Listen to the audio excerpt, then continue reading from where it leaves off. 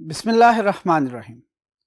अस्सलामुअलैकुम dear students, I am professor Waqar Ali.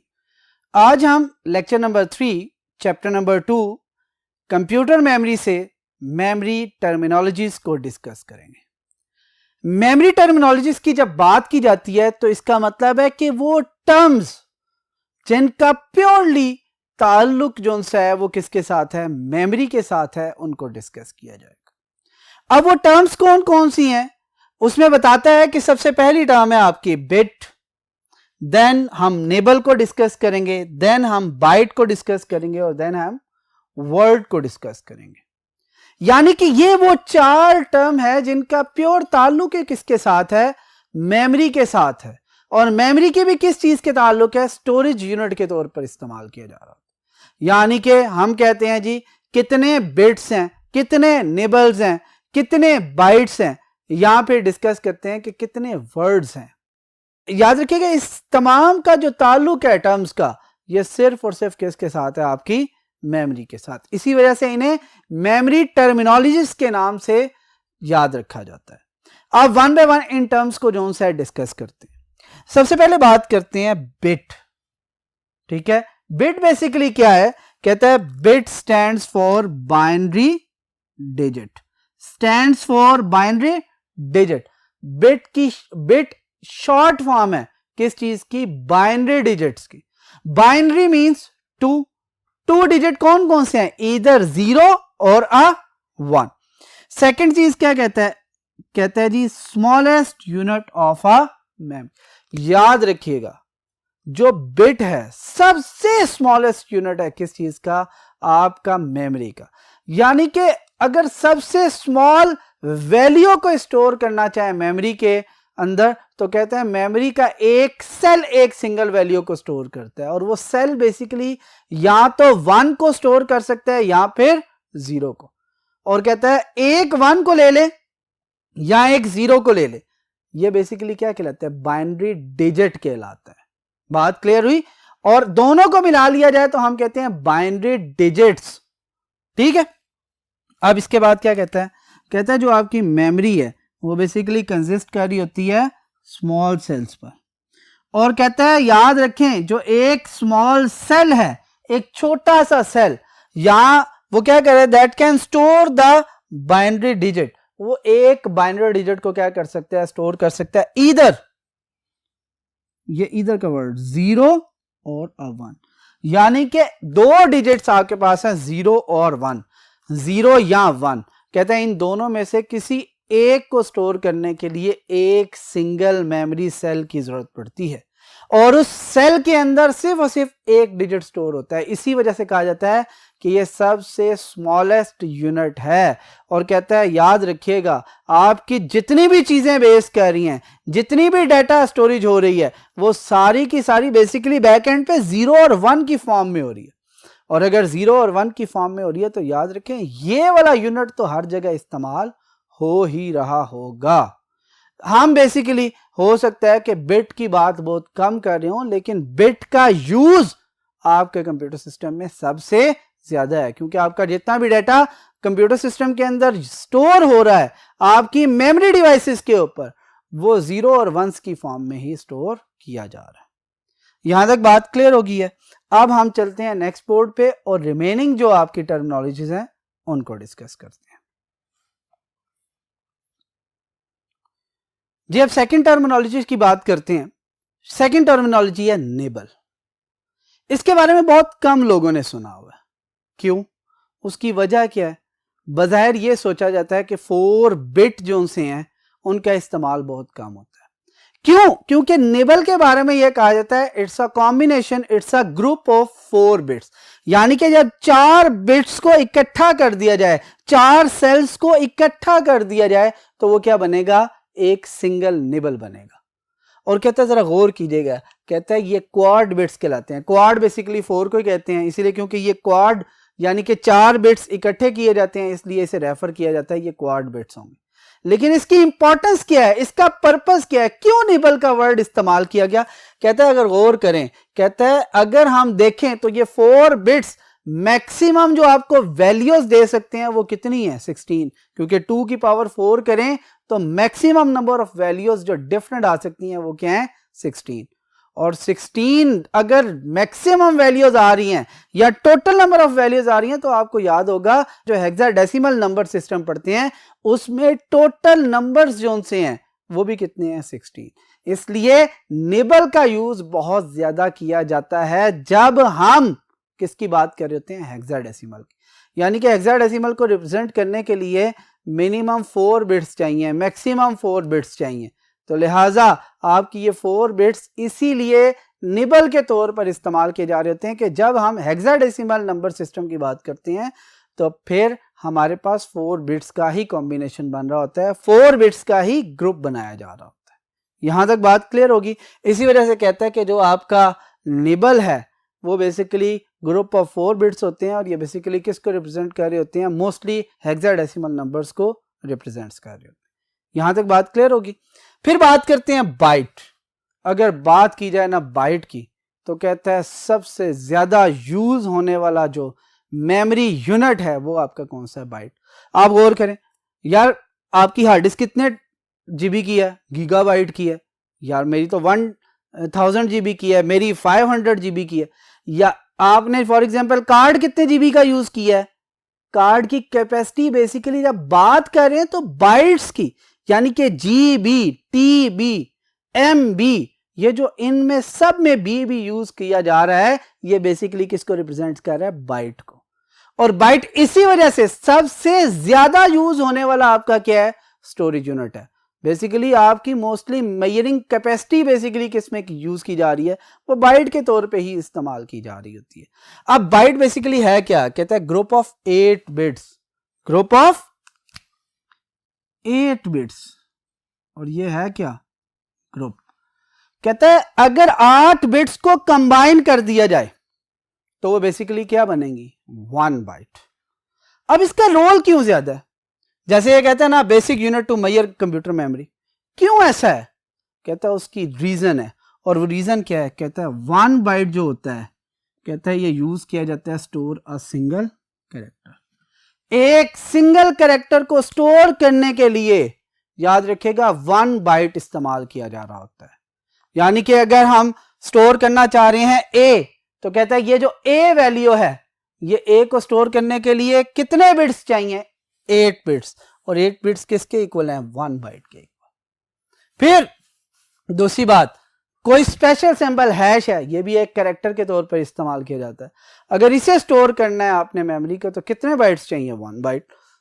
9 एक value है, इंटीजर वैल्यू है, नंबर है, इसको स्टोर होने के लिए भी कितने बाइट्स चाहिए, 8 बिट्स, 1 बाइट। 9 है, इसको स्टोर होने के लिए कितने बिट्स चाहिए, 8 बिट्स, यानी कि 1 बाइट। इसीलिए याद रखिएगा बाइट आपका बेसिक जो सा यूनिट है मेमोरी मेजर्स करने के लिए। बात क्लियर होगी। अब जरा गौर कीजिएगा, बाइट एक ऐसी टर्म है जो कि बहुत सी चीजों के साथ इस्तेमाल की जा रही होती है, जैसे कि किलोबाइट, मेगाबाइट, गीगाबाइट, टेराबाइट। कहते हैं ये सारे के सारे बेसिकली बाइट्स में कन्वर्ट किए जा रहे होते हैं या बाइट्स में डिस्कशन की जा रही होती है, बाइट्स के साथ ही इनको बोला जा रहा होता है। तो इसमें देखते हैं कि ये बेसिकली जो यूनिट्स हैं, जो किलोबाइट है, मेगाबाइट है या गीगाबाइट हैं, ये बेसिकली बाइट्स में जब आते हैं तो ये टोटल नंबर ऑफ बाइट्स कितने बनते हैं। 1 बाय 1 इसको टेबुलर फॉर्म में देखते हैं। कहता है मेमोरी यूनिट्स आपके पास डिफरेंट आ रहे हैं और इसकी इक्विवेलेंट्स जो सी है वो नजर आई। फॉर एग्जांपल सबसे पहले बात करते हैं 1 बाइट की। 1 बाइट टोटल कितने बिट्स के इक्वल है, 8 बिट्स। ये हम ऊपर भी पढ़ चुके हैं। फिर बात करते हैं किलोबाइट, 1 KB। किलोबाइट किसको रिप्रेजेंट कर रहा है, KB। अच्छा अब जरा गौर कीजिएगा, मैंने बी किस में लिखा है, कैपिटल में। कैपिटल बी बाइट को रिप्रेजेंट करता है, स्मॉल बी बिट्स को रिप्रेजेंट करता है, कैपिटल बी बाइट को। यहां पर हम थोड़ा सा लिख लेते हैं इसमें ताकि हमें याद रहे। बी बेसिकली किसको रिप्रेजेंट करता है, बाइट को, और स्मॉल बी किसको रिप्रेजेंट करता है, बिट्स को। यहां तक बात क्लियर होगी। Capital B byte, small B bits, clear. अब यहां पे किलो बाइट है, के बी कैपिटल में लिखा हुआ है। अब 1 किलोबाइट किसके इक्विवेलेंट है? अगर हम बाइट्स में जाएं तो 1024 बाइट्स। क्यों? बेसिकली होता है 2 पावर 10 बाइट्स के इक्विवेलेंट 1 किलोबाइट। अब जरा गौर करें, इन सब को अगर हम एक तरतीब से चलाएं, 1 मेगाबाइट 2 पावर 10, किलोबाइट था 2 power 20, gigabyte 2 power 30, terabyte 2 power 40, पीटाबाइट 2 power 50, exabyte 2 power 60। और ये सारे इसके साथ क्या लिखे हुए नजर आ रहे हैं? बाइट्स। अगर गौर करें बेस से आगे, ऊपर वाला किलोबाइट है, नीचे वाला मेगाबाइट है। 1024 अगर मैं किलोबाइट कर दूं तो ये किसके इक्विवेलेंट बन जाता है? मेगाबाइट के इक्विवेलेंट। यानी कि 1 megabyte is equivalent to 1024 kilobyte, क्योंकि किलोबाइट इससे प्रीवियस है। 1 gigabyte is equivalent to 1024 megabyte. अब बात करूं टेराबाइट की तो 1024 गीगाबाइट। अगर बात करूं पीटाबाइट तो पीटाबाइट से ऊपर क्या है? टेराबाइट। इसका मतलब है 1024 टेराबाइट। और 1 एक्साबाइट जो से है 1024 पीटाबाइट। ये देख लें, 1024 petabyte, terabyte, gigabyte, megabyte, kilobyte, bytes, क्योंकि इससे ऊपर से बिट्स है और इसका ये टर्म बाइट है। जरा गौर करें इनका लिंक क्या बन रहा है। ये वाला बाइट यहां पे आ रहा है, ये वाला किलोबाइट यहां पे आ रहा है, ये वाला मेगाबाइट यहां पे आ रहा है। अगर इस टर्म को देखें तो 1024 कॉमन है, जो के भी है, एम भी है, गीगाबाइट है या टी भी है या पी भी है, ये ऊपर वाली लाइन से उठा के लेके आ रहे हैं। लेकिन कहां से? मेमोरी यूनिट से। किलोबाइट ऊपर वाली लाइन लिखा हुआ है, लेकिन जब 1024 के साथ आएगा तो नीचे आएगा। इसी तरह ये सारी की सारी टर्म्स जो सी हैं वो इस्तेमाल की जा रही हैं। ये टेबल बहुत ज्यादा इंपॉर्टेंट है। सम टाइम आपको क्वेश्चन ये भी आ सकता है कि जी आप कन्वर्ट करके बताएं। फॉर एग्जांपल वो कहता है जी आप इस तरह करें कि मुझे ना 2 पावर 30 जो आपके बाइट्स हैं इसे एमबीज में कन्वर्ट करके बताएं। तो 2 पावर 30 बाइट्स एग्जैक्टली 1 मेगाबाइट के इक्विवेलेंट होते हैं। इसके लिए ज्यादा टर्म्स, लेकिन सम टाइम्स जब वैल्यू चेंज करे तो ऑब्वियसली ये सारी की सारी 2 की पावर वाली वैल्यू दे रहा होगा, तो आपके लिए आसानी होगी, कोई इशू नहीं होगा। बात क्लियर होगी? ये टेबल बहुत इंपॉर्टेंट है। किस हवाले से? बाइट्स के हवाले से। लिहाजा हमें पता होना चाहिए कि बाइट वो वाहिद यूनिट है जो कि हर वक्त मेमोरी के अंदर कैपेसिटी के लिए या मेजर करने के लिए इस्तेमाल किया जाए। हाँ जी, कितने जीबी की हार्ड डिस्क आपको चाहिए? यार 500 जीबी की दे दो। 500 जीबी, वो बेसिकली गीगा बिट्स नहीं कह रहा होगा बल्कि गीगा बाइट्स की बात कर रहा होगा। मतलब कि आपकी जितने भी डिस्कशन आपकी मेमोरी के हवाले से होगी, स्टोरेज के हवाले से होगी, वो सारी की सारी किस हवाले से होगी? बाइट्स के हवाले से होगी। ना कभी आप बिट्स का तस्करा करेंगे, ना कभी आप नेबल्स का तस्करा करेंगे, और ना ही कभी जो इसके बाद में आने वाले यूनिट है जैसे कि मेमोरी वर्ड वाला है उसका तस्करा करेंगे। आप जब भी डिस्कशन करेंगे किसके हवाले से करेंगे? आप बाइट्स के हवाले से करें। क्यों? बाइट की इंपॉर्टेंस भी मैं बता चुका हूं, क्योंकि एक बाइट एक सिंगल कैरेक्टर को स्टोर करने के लिए यूज किया जा रहा है। इसका मतलब है अगर 10 कैरेक्टर हैं तो टोटल कितने बाइट्स डिजर्व हो रहे हैं? 10 बाइट। अगर 100 कैरेक्टर है तो इसका क्या मतलब है? 100 बाइट। अगर कहता है आपका डाटा जो है 200 बाइट्स का है, तो इसका मतलब है आपके जो total number of character store हो रहे हैं वो क्या है? 200 कैरेक्टर स्टोर हो रहे हैं। सिंपल सा सोल्यूशन है ये, लेकिन मेमोरी के अंदर आजकल हम डिफरेंट टेक्निक्स भी यूज करते हैं, डिफरेंट टर्मिनोलॉजीज भी यूज करते हैं, जिसकी मदद से हम अपने डाटा को कंप्रेस करके थोड़ी मेमोरी के अंदर स्टोर कर लेते हैं। यहां तक बात क्लियर होगी? कोई इश्यू तो नहीं है यहां तक? चलें अब मूव करते हैं टुवर्ड्स नेक्स्ट बोर्ड और रिमेनिंग जो टर्मिनोलॉजीज हैं उनको डिस्कस करते हैं। जी डियर स्टूडेंट्स, अब हम बात करेंगे मेमोरी टर्मिनोलॉजीज में से टर्म मेमोरी वर्ड की। कहते हैं मेमोरी वर्ड बेसिकली है क्या? अगर देखें तो कहता है फर्स्ट लाइन में लिखा हुआ है the smallest size chunk of data processed by the CPU at one time. कहते हैं सीपीयू जितने अमाउंट ऑफ डाटा को एक वक्त में प्रोसेस कर सकता है वो बेसिकली क्या कहलाता है? मेमोरी वर्ड कहलाता है। फॉर एग्जाम्पल, आपका सीपीयू 8 बिट्स को एक वक्त में प्रोसेस करता है तो इसका मतलब है मेमोरी वर्ड कितना हुआ? 8 बिट्स या 1 बाइट। अगर आपका सीपीयू एक वक्त में 16 बिट्स को प्रोसेस कर सकता है तो इसका मतलब है मेमोरी वर्ड कितना हुआ? 16 बिट्स या 2 बाइट्स। अगर आपका मेमोरी वर्ड जो है वो 32 बिट्स का है, इसका मतलब है आपका सीपीयू 32 बिट्स या 4 बाइट्स को एक ही वक्त पर प्रोसेस करने की सलाहियत रखता है। और ये कैसे पॉसिबल है? कहता है ये टोटली बेस करता है आपके रजिस्टर्स की जो कैपेसिटी है या बस की जो विड्थ है। यानी कि रजिस्टर्स कितने बिट का है वो ये बताता है कि आपके मेमोरी का वर्ड साइज क्या होगा। आपकी बस की विड्थ क्या है वो ये बताती है कि आपका जो मेमोरी वर्ड है वो कितने साइज का होगा। क्यों? क्योंकि एक वक्त में जो डाटा प्रोसेस होना है वो एक ही वक्त में मूव करना है, वो एक ही जगह जाके स्टोर होना है। लिहाजा मेमोरी वर्ड जो है उसका बस विड्थ के साथ, खासकर डाटा बस की विड्थ के साथ, और उसके साथ साथ आपके रजिस्टर के साइज के ऊपर भी जो है मुनहसिर होता है, उसके रजिस्टर के साइज के ऊपर भी बेस कर रहा होता है। बात क्लियर होगी यहां तक? अब यहां पे देखें उसने क्या कहता है, it is equivalent to the size of the register और a width of the computer data bus. क्योंकि डाटा को मूव करवाना जो है वो किसका काम है? डाटा बस का काम है। और डाटा बस बेसिकली आपको पता है रैम से सीपीयू तक डाटा रीड करके लाना और सीपीयू से डाटा लेके जाना और रैम में राइट करवाना, ये भी किसका काम है? बेसिकली आपका डाटा बस का काम है। यानी कि सीपीयू से डाटा जो रैम तक आ रहा है या रैम से सीपीयू तक आ रहा है, ये with the help of data बस मूवमेंट हो रही होती है। लिहाजा यहां से हमें पता चल गया कि जितना एक वक्त में डाटा मूव कर सकता है प्रोसेस भी उतना ही हो सकता है। बात क्लियर होगी? अब इसके बाद क्या कहता है, साइज वेरी करता है वर्ड का कंप्यूटर टू कंप्यूटर। यहां पर अगर हम बात करें आर्किटेक्चर टू आर्किटेक्चर तो वो ज्यादा बेहतर होगा। यानी कि अगर हम कंप्यूटर टू कंप्यूटर की बात करें तो इसका मतलब है उनका आर्किटेक्चर क्या होगा? डिफरेंट होगा। यानी कि आजकल आप देखें अगर तो हम किसी कंप्यूटर सिस्टम पे 32 बिट ऑपरेटिंग सिस्टम इंस्टॉल करे होते हैं, किसी के ऊपर 64 बिट ऑपरेटिंग सिस्टम इंस्टॉल कर। इसका मतलब है जो 32 बिट कंप्यूटर है उसका वर्ड साइज क्या है? 32 बिट। और जो 64 बिट कंप्यूटर है उसका वर्ड साइज क्या है? 64 बिट। वो एक वक्त में 64 बिट्स प्रोसेस कर सकता है। और आजकल जो लेटेस्ट कंप्यूटर आ रहे हैं वो 128 बिट सेम टाइम पे प्रोसेस कर रहे हैं। इसका मतलब है वो बहुत ज्यादा फास्ट हैं। बात क्लियर होगी? अब इन्हीं मेमोरी टर्मिनोलॉजीज को थोड़ा सा डिस्कस करते हैं।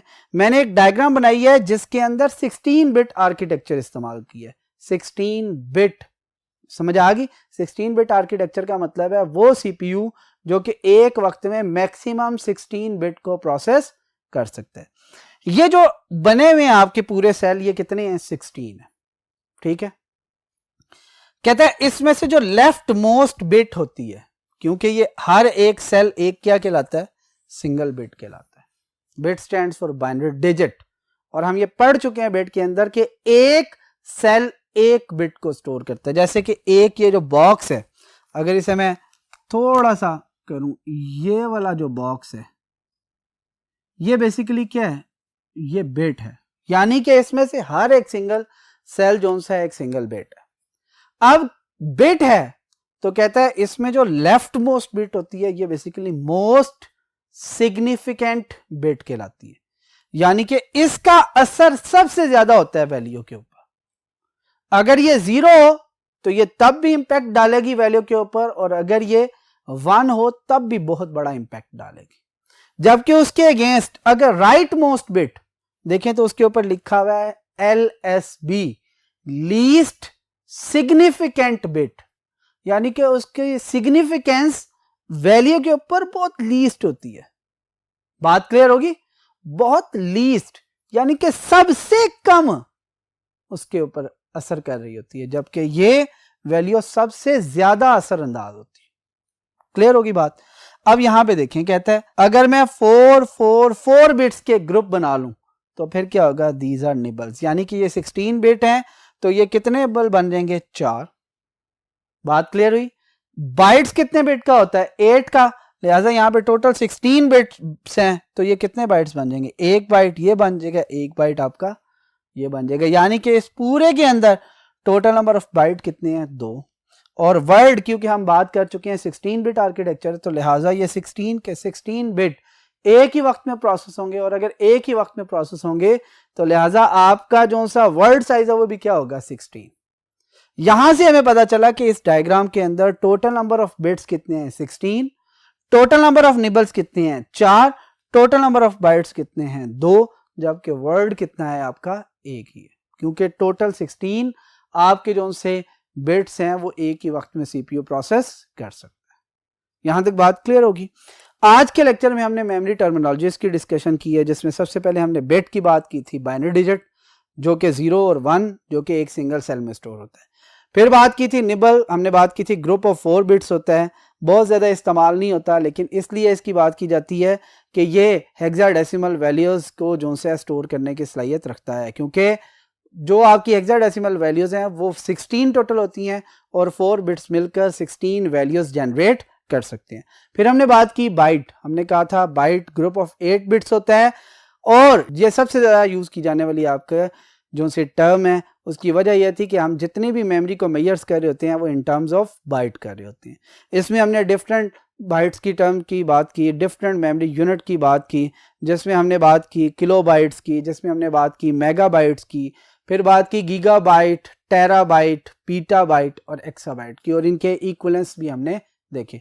और लास्ट में हमने बात की मेमोरी वर्ड की, जिसमें हमने बात की जो स्मॉलेस्ट साइज होता है डाटा का या जो चंक साइज होता है जो कि सीपीयू एक वक्त में प्रोसेस कर सकता है, वो बेसिकली क्या कहलाता है आपका मेमोरी वर्ड कहलाता है। यहाँ तक बात क्लियर होगी। फिर डायग्रामेटिकली भी इसे हम देख चुके हैं कि जी आपका बिट क्या है, फिर इसमें LSB कौन सा है, MSB कौन सा है, यानी कि लीस्ट सिग्निफिकेंट और मोस्ट सिग्निफिकेंट बिट्स कौन कौन सी हैं, जिनका असर सबसे कम या किनका असर सबसे ज़्यादा होता है, वो भी देख चुके हैं। फिर इसमें देखा कि निबल्स कितने हैं, इसमें देखा टोटल नंबर ऑफ बाइट्स कितने हैं और टोटल नंबर ऑफ वर्ड्स कितने हैं। बात क्लियर होगी यहाँ तक। उम्मीद है बेटा कि आपको आज का लेक्चर समझ आया होगा। इंशाल्लाह नेक्स्ट लेक्चर में आपसे फिर मुलाकात होगी। Thank you. अल्लाह हाफिज़।